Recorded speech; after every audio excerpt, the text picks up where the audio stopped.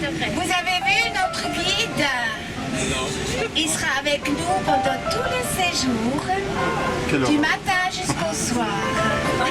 La nuit. Mais pas du soir au matin. Allez, c'est Léo. Ouais, voilà. Alors, je vous laisse dans ses mains. Le Val Funes s'étend de Bressanone, 560 mètres d'altitude, au village de Santa Maddalena, 1339 mètres, point d'accès au parc naturel de Puez Odle. On y entre par une gorge étroite et profonde. La grande chaleur et la pression dans les profondeurs de la terre ont transformé la roche sédimentaire en philite, une structure feuilletée, ou en porphyre, une structure avec agglomérat de cristaux. On parle de roches métamorphisées. Il y a des millions d'années, ces montagnes étaient un massif corallien formé à la fin du Trias inférieur.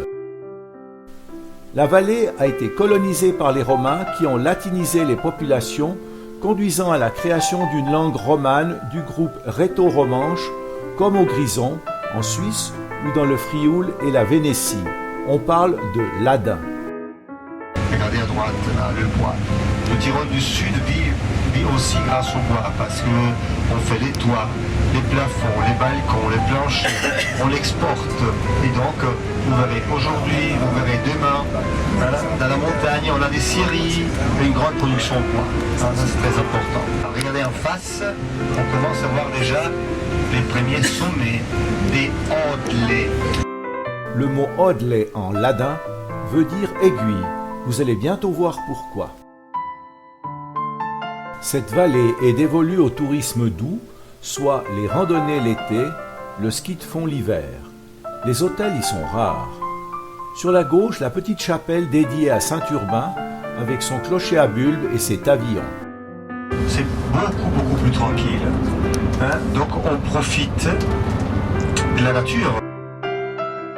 Nous traversons le hameau de Sankt Peter, dominé par son église du même nom, un édifice baroque fin XVIIIe siècle, et dans le village, la chapelle dédiée à Saint-Michel.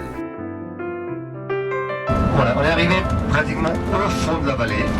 Là, on est entouré par les Dolomites, les Geisler Groupe, les Odlets. Regardez quelle merveille. Regardez, les Odlets, les aiguilles. Chaque sommet a son nom. Nous sommes maintenant dans le parc naturel de Puez Odle, créé en 1978, couvrant une surface de 8000 hectares. Le site est classé au patrimoine mondial de l'UNESCO depuis 2009. Les strates rocheux se sont formés il y a 600 millions d'années. Ils sont toujours en croissance, mais également érodés par les vents et les précipitations, vu que le matériel est friable. C'est ce qui leur donne cet aspect d'aiguille ou toute autre forme architecturale. Donjons, clochers, tourelles, coupoles, cirques, forteresses.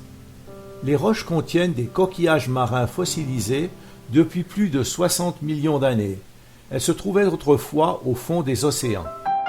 La friabilité de la roche entraîne une importante production d'éboulis qui descendent jusqu'à la forêt sans laisser de transition avec les pâturages. La flore se compose de gentianes, rhododendrons, orchidées sauvages, mais à cette saison, seulement des colchiques d'automne. La faune se compose de daims, biches, cerfs et chamois.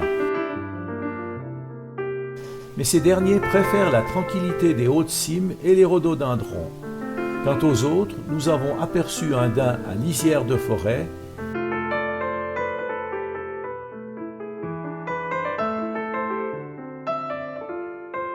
puis enfin toute la ménagerie lorsqu'il s'est agi de nous voir les talons.